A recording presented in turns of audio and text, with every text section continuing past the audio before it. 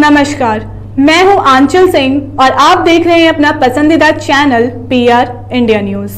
तो आइए देखते हैं आजमगढ़ की कुछ खास खबरें। प्रधानमंत्री नरेंद्र मोदी से लेकर मुख्यमंत्री योगी आदित्यनाथ ने गरीबों की मदद के लिए खजाने का मुंह खोल दिया। महीने में 2 बार राशन बांटने को कहा गया है, लेकिन आजमगढ़ के बिलरियागंज ब्लॉक क्षेत्र में मानपुर एक गांव है जहां का कोटेदार पिछले 7 महीने से गरीबों को राशन नहीं दे रहा है। इतना बड़ा दुस्साहस करते हुए भी कोटेदार अभी तक जमा हुआ है। न तो उसके खिलाफ कार्रवाई हुई, न ही गरीबों को न्याय मिल पाया।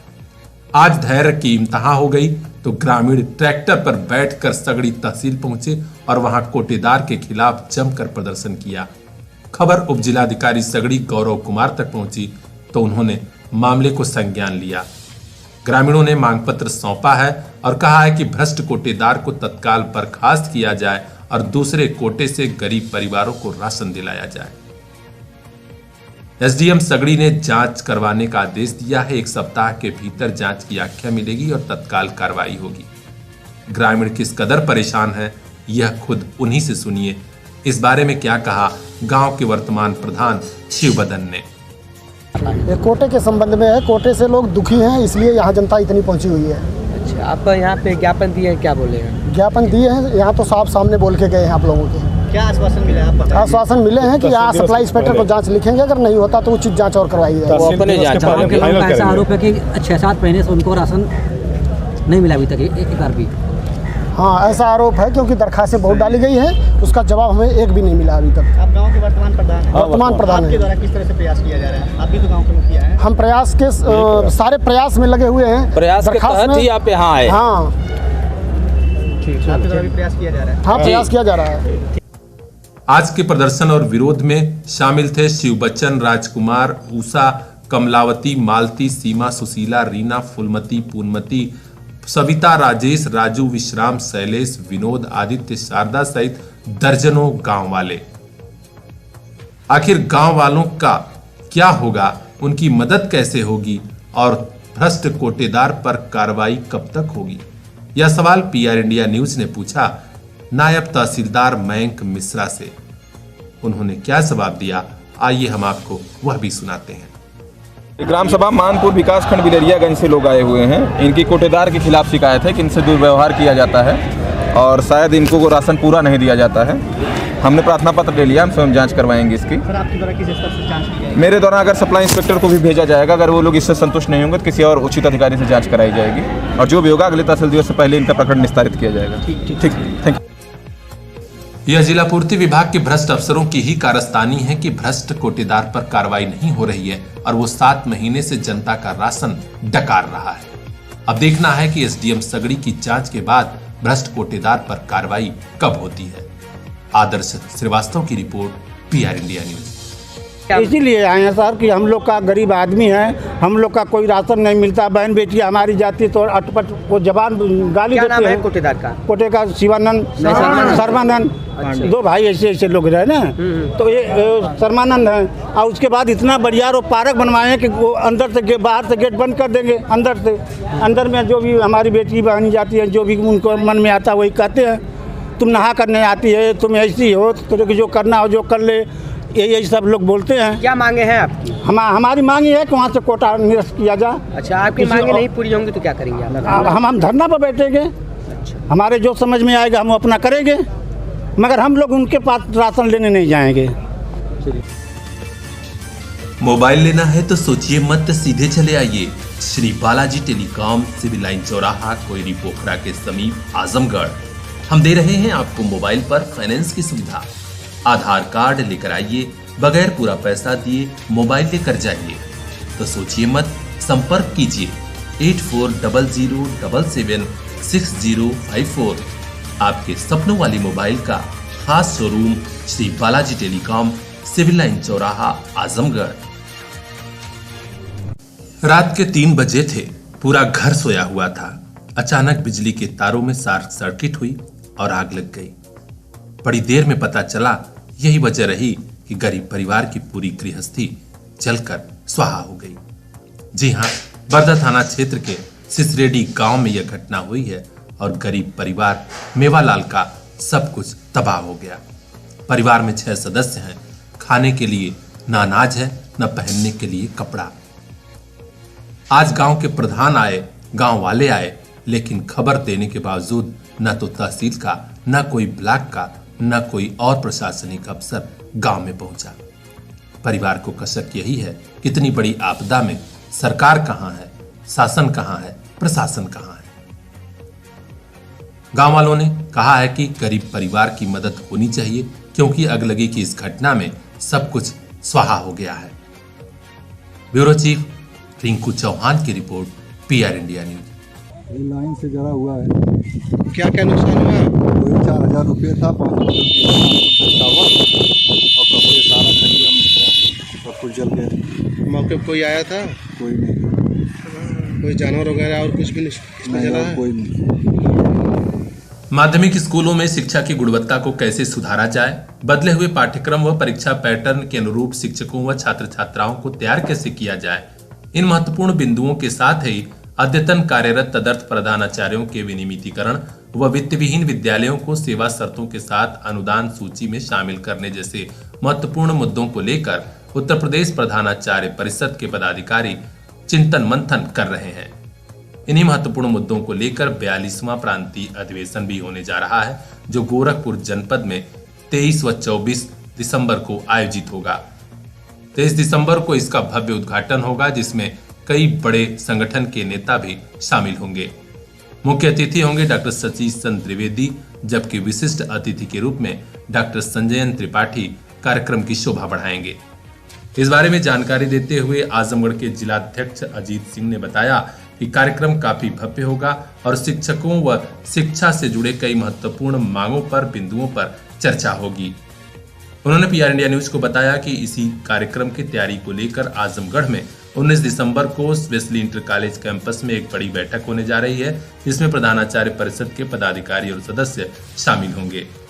प्रधानाचार्य परिषद के कोषाध्यक्ष डॉक्टर विश्वनाथ गुप्ता व जिला मीडिया प्रभारी डॉक्टर रामजन्म दुबे ने पीआर इंडिया न्यूज को बताया कि वेस्ली इंटर कॉलेज की बैठक काफी महत्वपूर्ण है। सदस्य साथियों से अपील है कि पूर्वाह्न 11 बजे तक जरूर पहुंच जाएं, जिससे कि बैठक में सभी महत्वपूर्ण बिंदुओं पर विधिवत चर्चा की जा सके। तो बने रहिए हमारे साथ, संगठन की अन्य खबरों को भी हम सीधे पहुंचाएंगे। आप तक देखते रहिए पीआर इंडिया न्यूज। महाराजगंज थाना क्षेत्र के महाजी देवारा जजीद गांव में अज्ञात कारणों से लगी आग में 2 परिवारों की गृहस्थी जलकर राख हो गई। इसमें करीब 5 लाख रुपए की क्षति बताई गई है। आगजनी की इस घटना के बाद परिवार वालों के पास राशन और कपड़े भी नहीं बचे हैं। गनीमत यह रही कि क्षेत्र के सपा नेता सुभाष यादव आज परिजनों से मिले और उन्हें मदद भी की। हम आपको बता दें कि पूर्व विधायक स्वर्गीय श्याम नारायण यादव के सुपुत्र सुभाष यादव क्षेत्र के प्रसिद्ध समाज सेवी हैं और ग्रामीणों की अक्सर मदद करते हैं। आज वे पहुंचकर पीड़ित परिवार वालों को कंबल भी बांटे। इस बारे में मीडिया द्वारा पूछे जाने पर ग्राम प्रधान और नायब तहसीलदार ने बताया कि हां, गांव में अगलगी की घटना हुई है। लेखपाल ने रिपोर्ट कर दी है। जल्द ही परिवारों को शासन और प्रशासन द्वारा उपलब्ध कराई जाने वाली मदद भी मिल जाएगी। ब्यूरो चीफ आनंद गुप्ता की रिपोर्ट, पीआर इंडिया न्यूज। विधानसभा चुनाव 2022 की तैयारियों में जुटी समाजवादी पार्टी की जगह जगह साइकिल यात्रा निकल रही है। आज सगड़ी विधानसभा में एक साइकिल यात्रा निकली, जिसमें समाजवादी पार्टी समर्थित फूलन सेना के कार्यकर्ता भी शामिल हुए। महुला होते हुए लाटघाट के रास्ते चौकी बाजार पहुंची साइकिल यात्रा के बाद जनसभा भी हुई। जनसभा को संबोधित करते हुए फूलन सेना के बहादुर निषाद ने कहा कि 2022 के चुनाव में फूलन सेना का मान प्रतिष्ठा भी दांव पर लगी हुई है। हमारे कार्यकर्ता निष्ठा के साथ सपा के साथ खड़े हों। समाजवादी पार्टी के डॉक्टर एच.एन. पटेल और जिलाध्यक्ष हवलदार यादव ने भी जनसभा को संबोधित किया। सभी ने कहा कि भाजपा सरकार से जनता त्रस्त है। जनसभा को रामाश्रय राय, जयराम पटेल, अभय नारायण पटेल, सूर्यनाथ यादव, भृगुनाथ यादव और प्रवीण राय ने भी संबोधित किया। कार्यक्रम की अध्यक्षता रमेश कुमार तथा संचालन विधानसभा शिवसागर यादव ने किया।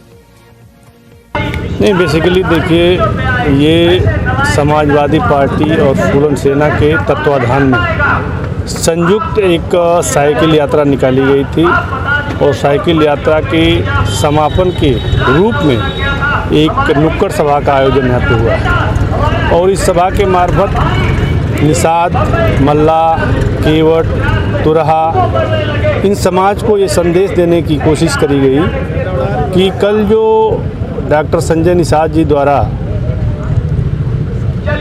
एक रमाबाई पार्क में लखनऊ में बड़ी सी रैली करी गई, जिसमें उन्होंने ये वादा किया था कि अमित शाह जी मंच से अनाउंस करेंगे कि आपको आरक्षण दिया जाएगा एसटी के कैटेगरी में, लेकिन वहाँ पे आरक्षण नहीं दिया गया।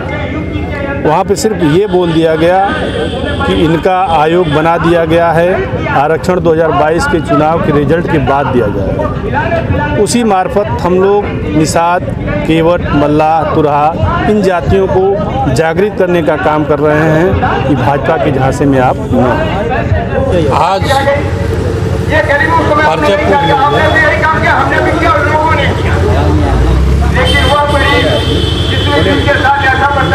मैं उधम सिंह राठौर, सैनिक प्रकोष्ठ के जिला अध्यक्ष हैं आजमगढ़।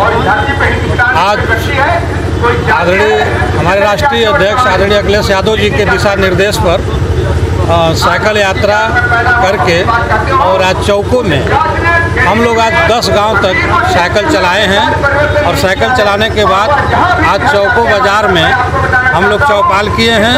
और आज हमारे फूलन सेना ने हमारे पार्टी में आज सगड़ी तहसील में आज समर्थन दिया है और अपना चौपाल लगा करके समाजवादी पार्टी के साथ आने का निर्णय लिया है। इसी के आधार पर आज हम लोग सगड़ी तहसील में और हम लोग चौको बाजार में सम्मेलन कर रहे हैं। दीवानी के कई दिग्गजों की प्रतिष्ठा धूल धूसरित हो गई, जबकि मजे हुए अधिवक्ता दयाराम यादव ने अध्यक्षी की सीट पर कब्जा कर लिया है। जी हां, देर शाम चुनाव परिणामों की घोषणा हुई तो दयाराम यादव के समर्थक खुशी से झूम उठे। इसके अलावा मंत्री पद पर राजेश कुमार सिंह पाराशर को विजय मिली है। चुनाव परिणामों की घोषणा होते ही समर्थकों ने विजयी उम्मीदवारों को फूलमालाओं से लाद दिया। हम आपको बता दें कि अध्यक्ष पद पर दयाराम यादव को 673 वोट मिले, जबकि उनके निकटतम प्रतिद्वंदी ब्रजेश नंदन पांडे को 443 मत मिला है। उधर तीसरे स्थान पर रहे ओम प्रकाश मिश्रा को मात्र 257 वोट ही मिल पाए। उनकी प्रतिष्ठा को काफी इससे धक्का लगा है।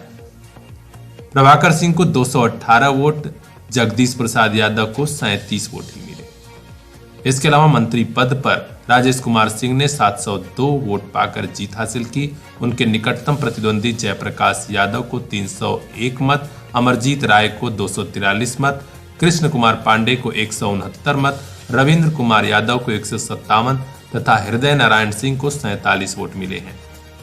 इसी प्रकार चुनाव परिणामों की घोषणा में वरिष्ठ उपाध्यक्ष पद पर उपेंद्र नारायण राय 514 मत पाकर विजयी हुए हैं। उनके निकटतम प्रतिद्वंदी उम्मीदवार जगदीश यादव को 343 वोट मिले। इस पद के अन्य प्रत्याशियों में मिर्जा रेहान केशर को 335 वोट, परवेज अहमद को 273 तथा विजय बहादुर राय को महज 125 वोटों से संतोष करना पड़ा। कनिष्ठ उपाध्यक्ष के 2 पदों पर पवन उपाध्याय 741 वोट तथा राममिलन चौहान 722 वोट पाकर विजयी घोषित किए गए हैं। इस पद पर एक अन्य प्रत्याशी विजय कुमार उपाध्याय को 583 वोट मिले। समंत्री के 3 पदों पर नजर डालें तो विकास तिवारी को 689 मत, हरिनंदन राम को 589 मत, जबकि सचिन सौरभ को 554 मत पाकर विजयी घोषित किया गया। इस पद के अन्य प्रत्याशी प्रेम प्रकाश सिंह को 522 वोट, आशुतोष यादव को 577 वोट, रत्नेश्वर कुमार पांडे को 454 वोट, अमित कुमार राय को 446 वोट, मोहम्मद मेहदी को 323 मत, जबकि अखिलेश कुमार को 237 मत तथा अरविंद कुमार को केवल 89 वोट ही प्राप्त। कोषाध्यक्ष पद के लिए संतोष श्रीवास्तव 797 वोट पाकर जीत गए हैं। उनके एकमात्र प्रतिद्वंदी महेंद्र यादव को 722 वोट ही मिला। उधर ऑडिटर पद पर अनिल कुमार 812 वोट पाकर विजयी घोषित हुए हैं। उनके प्रतिद्वंदी एकमात्र प्रत्याशी प्रतीश कुमार राय को 739 वोट मिला है। कार्यकारिणी के 6 पदों पर शिव प्रकाश लाल 1181 वोट, अवधनाथ सिंह 1135 वोट, राहुल राय 1081 vote, Durga Prasad Tiwari 1030 vote, Arvind कुनाथ Mishra 972 vote तथा गोविंद चौहान 972 वोट पाकर चुनाव जीते हैं। इसी पद पर एक अन्य प्रत्याशी रमाशंकर यादव कुल 837 वोट पाकर 7वें नंबर पर रहे। आइए हमको सुनाते हैं कि नए पदाधिकारियों ने जीतने के बाद मीडिया से क्या कहा। दीवानी अभिभाषक संघ पद पर निर्वाचित हुआ हूँ।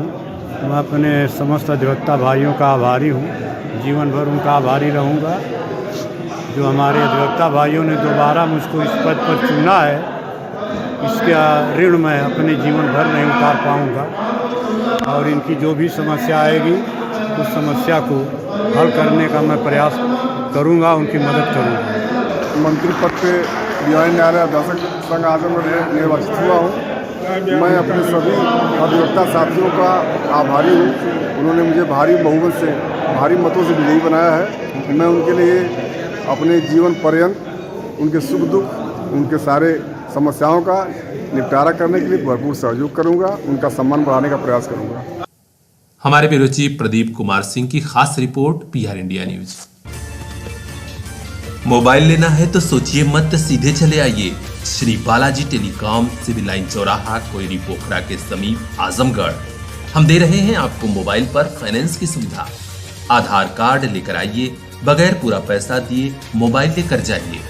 तो सोचिए मत, संपर्क कीजिए 8400776054।